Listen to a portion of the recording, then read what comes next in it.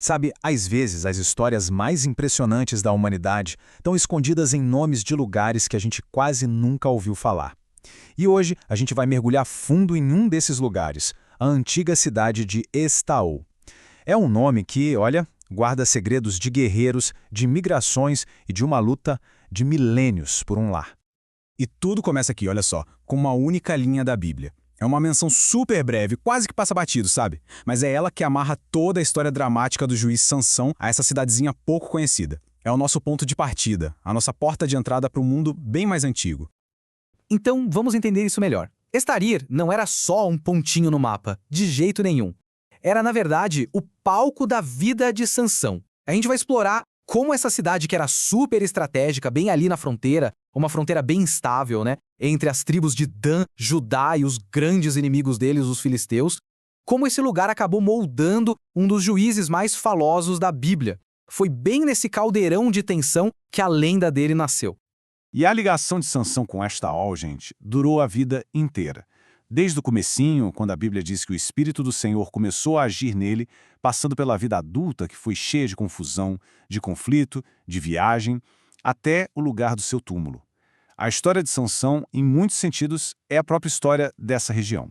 A história do Sansão é incrível, né? Mas ele é só um capítulo, um pedacinho da longa saga de Israel. Para a gente entender de verdade esse lugar, a gente precisa cavar mais fundo. Tipo, muito mais fundo. Numa época bem antes dos juízes de Israel sequer existirem. E olha, a história de Estaol é muito mais antiga do que a gente imagina. A ocupação humana por lá vem, de milênios atrás. Então se prepara porque a escala de tempo que a gente vai ver agora é surpreendente.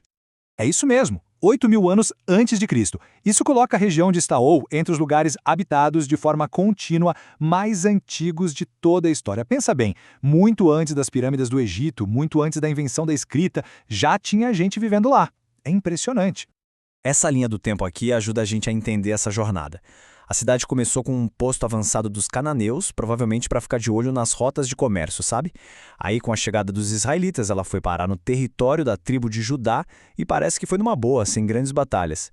Mas a parte mais curiosa da história é como é que ela foi parar nas mãos de outra tribo, a tribo de Dan. Aí que o mistério começa. E é aqui que a gente chega no centro do conflito bíblico de Estaol. A tribo de Dan estava passando por uma crise gigantesca, uma crise existencial mesmo. Faltava terra para tanta gente. E essa pressão toda foi o que acabou definindo não só o destino deles, mas o da própria cidade. O problema fica bem claro aqui. De um lado, a tribo de Judá, com um território enorme, terra sobrando. Do outro, a tribo de Dan, um povão espremido no espacinho de nada.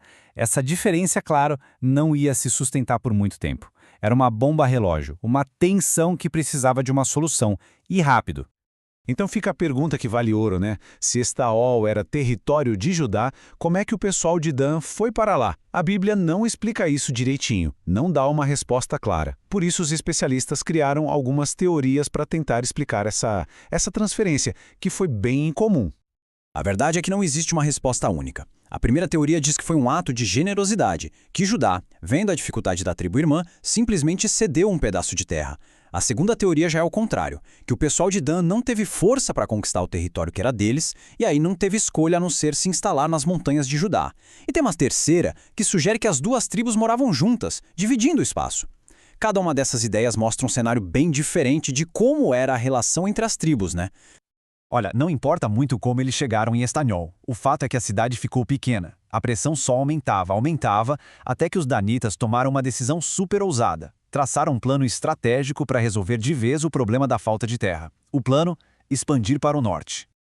E repara só na estratégia deles. Isso aqui não foi algo feito no calor do momento de jeito nenhum.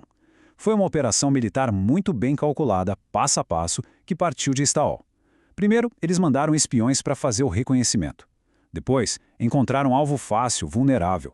Aí, reuniram o exército e executaram o plano com uma precisão impressionante. E o resultado disso tudo? Bom, o que começou como um problema local, lá em Estavon, acabou tendo um impacto gigantesco. Essa migração forçada e a conquista da cidade de Laís mudaram para sempre o mapa de Israel, a distribuição das tribos e todo o equilíbrio de poder daquela região.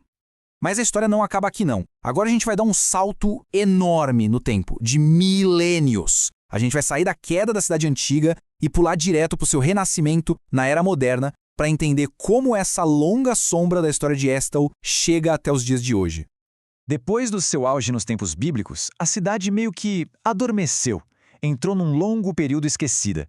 Foi abandonada durante o exílio da Babilônia e mesmo que a terra continuasse sendo usada para agricultura, Estaol nunca mais teve a mesma importância. Chegando no século XX, o que existia no local eram duas aldeias árabes, Ishwa e Islin. E entender isso é fundamental para a gente sacar a transformação radical que viria a seguir.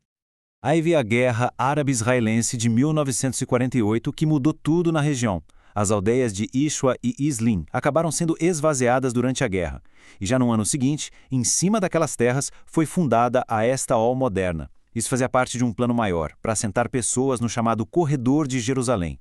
E os seus primeiros moradores foram imigrantes judeus que vieram do Iêmen. Começava ali um capítulo completamente novo na história milenar desse lugar. Essa comparação aqui mostra bem essa transformação. A Estaol antiga era uma cidade fortificada, um ponto militar estratégico. Já a Estaol de hoje é uma comunidade focada em agricultura, em reflorestamento. É como se fosse um eco daquele passado de terra fértil, mas com um propósito completamente diferente. E para fechar, a gente chega no último mistério, o próprio nome da cidade. Acredita que ninguém sabe ao certo o que Estael significa? As teorias mais aceitas giram em torno da palavra perguntar ou pedir, fazer uma petição. Isso talvez sugira que era um lugar onde as pessoas iam para buscar respostas ou para fazer seus pedidos. E que final apropriado, né? Uma cidade cheia de perguntas sem resposta e cujo nome talvez signifique pergunta. A longa história desse lugar, que é uma história de luta por terra, de migração, de sobrevivência, nos força a pensar. O que essa busca de um povo por um lugar seguro nos ensina sobre a condição humana, seja no passado ou hoje em dia? A resposta, assim como a própria história de Estaol, certamente não é nada simples.